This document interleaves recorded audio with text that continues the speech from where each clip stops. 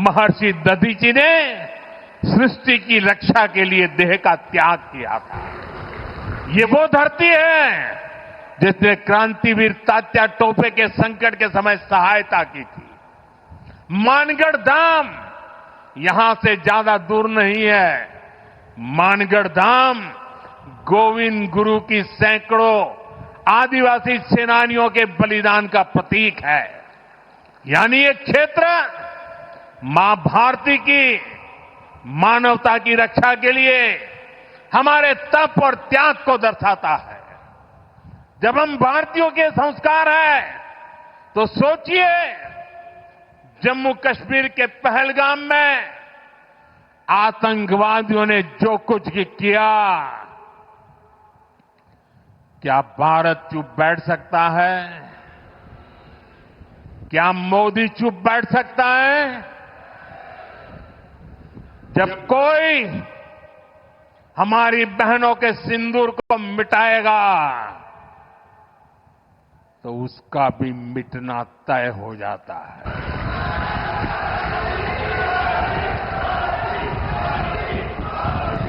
और इसलिए ऑपरेशन सिंदूर सिर्फ एक सैन्य कार्रवाई नहीं है, ये हम भारतीयों के संस्कारों, हमारी भावनाओं की अभिव्यक्ति है।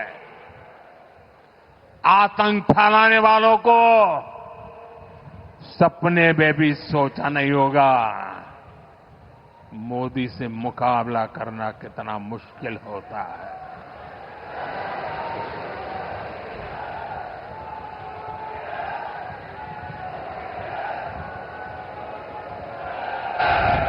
तिरंगा लहराते रहिए, तिरंगे की आन बान शान का। जरा सोचिए, बाल बच्चों के सामने पिता को गोली मार दी। आज भी वो तस्वीरें देखते हैं तो खून खौल जाता है। आतंकवादियों ने 140 करोड़ भारतीयों को चुनौती दी थी। इसलिए मोदी ने वही किया जिसके लिए देशवासियों ने, आपने मुझे प्रधान सेवक की जिम्मेदारी दी। मोदी ने अपनी तीनों सेनाओं को खुली छूट दी और हमारे शूरवीर ने वो कर दिखाया जो दुनिया ने पिछले कई दशकों से नहीं देखा था। हमने सीमा पार चल रहे आतंक के 9 सबसे बड़े आतंकी ठिकाने, उनको ढूंढ निकाला, अता पता पक्का कर लिया और 22 तारीख को उन्होंने जो खेल खेला था, 6 तारीख रात को 22 मिनट में हमने उनको मिट्टी में मिला दिया। भारत की इस कार्रवाई से बौखलाकर जब पाकिस्तानी सेना ने दुस्साहस दिखाया तो हमारी सेनाओं ने पाकिस्तानी फौज को भी धूल चटा दी।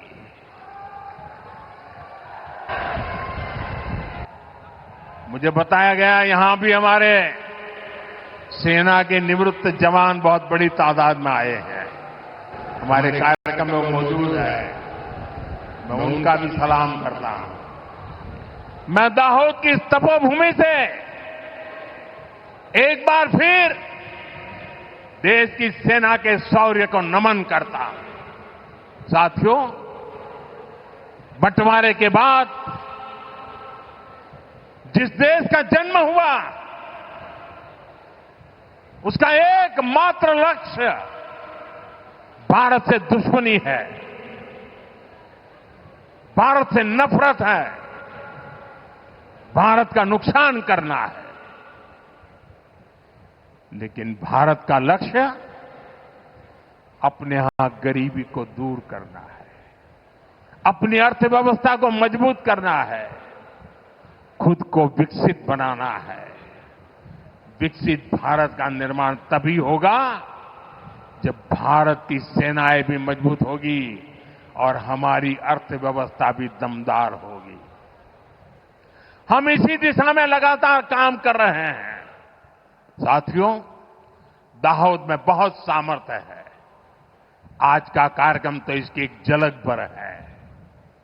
मुझे आप सभी परिश्रमी साथियों पर पूरा भरोसा है, देशवासियों पर पूरा भरोसा है। आप इन नई सुविधाओं का भरपूर सदुपयोग करें और दाहोद को देश के सबसे विकसित जिलों में से एक बनाएं। इसी विश्वास के साथ एक बार फिर आप सभी को बहुत बहुत मैं बधाई देता हूं। ऑपरेशन सिंदूर के सम्मान में खड़े होकर के तिरंगा फहराइए, सबके सब खड़े होकर के तिरंगा फहराइए और मेरे साथ बोलिए, भारत माता की, भारत माता की, भारत माता की जय का नारा बंद नहीं होना चाहिए।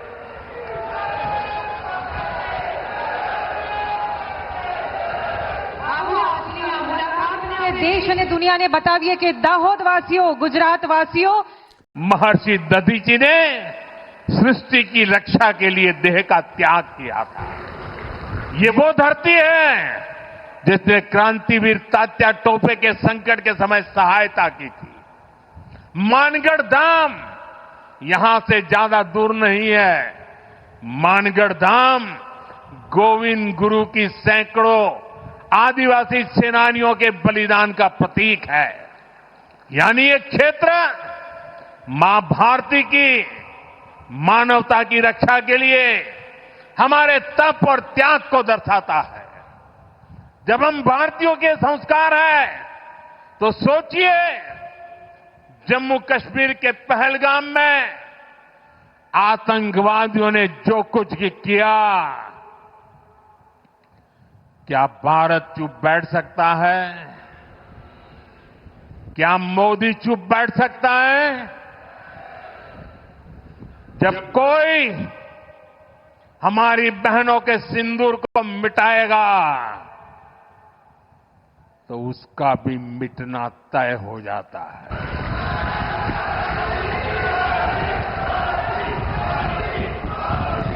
और इसलिए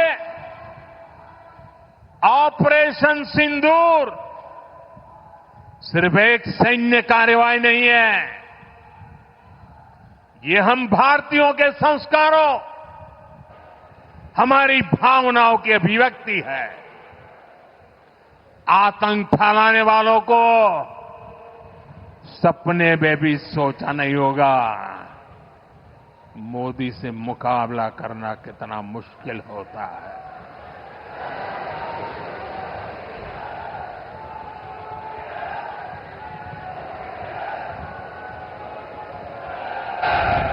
तिरंगा लहराते रहिए, तिरंगे की आन बान शान का।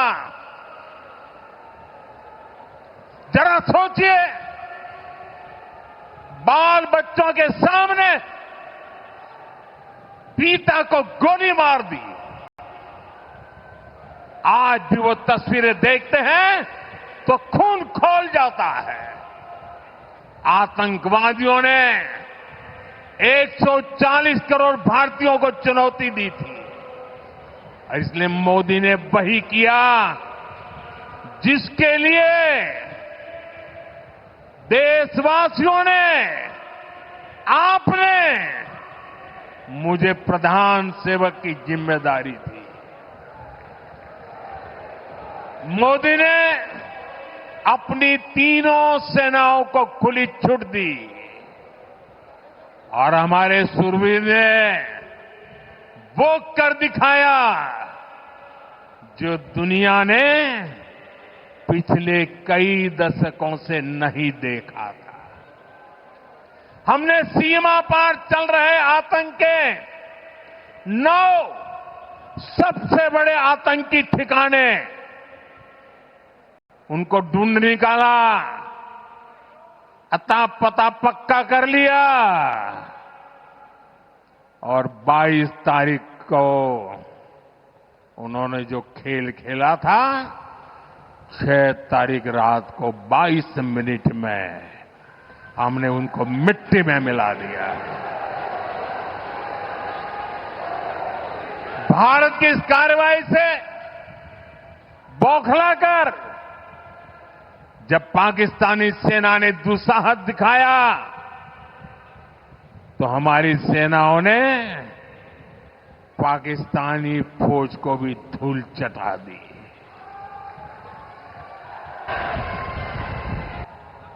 मुझे बताया गया यहां भी हमारे सेना के निवृत्त जवान बहुत बड़ी तादाद में आए हैं, हमारे कार्यक्रम में वो मौजूद है। मैं उनका भी सलाम करता हूं। मैं दाहोद की इस तपोभूमि से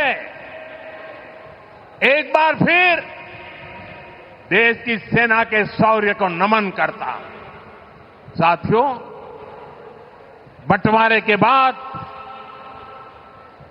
जिस देश का जन्म हुआ उसका एकमात्र लक्ष्य भारत से दुश्मनी है,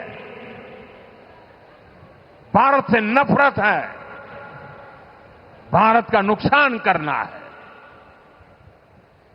लेकिन भारत का लक्ष्य अपने यहां गरीबी को दूर करना है, अपनी अर्थव्यवस्था को मजबूत करना है, खुद को विकसित बनाना है।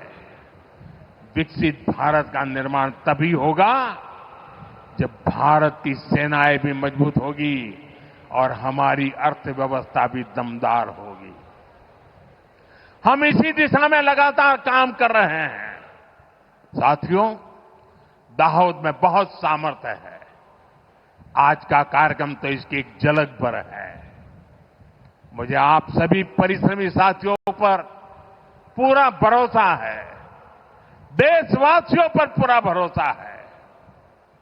आप इन नई सुविधाओं का भरपूर सदुपयोग करें और दाहोद को देश के सबसे विकसित जिलों में से एक बनाएं। इसी विश्वास के साथ एक बार फिर आप सभी को बहुत बहुत मैं बधाई देता हूं।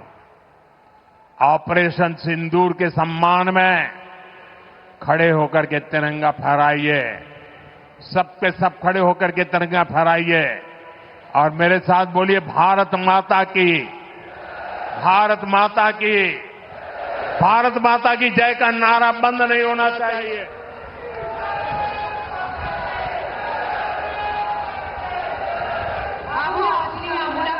દેશ અને દુનિયાને બતાવીએ કે દાહોદ વાસીઓ, ગુજરાત વાસીઓ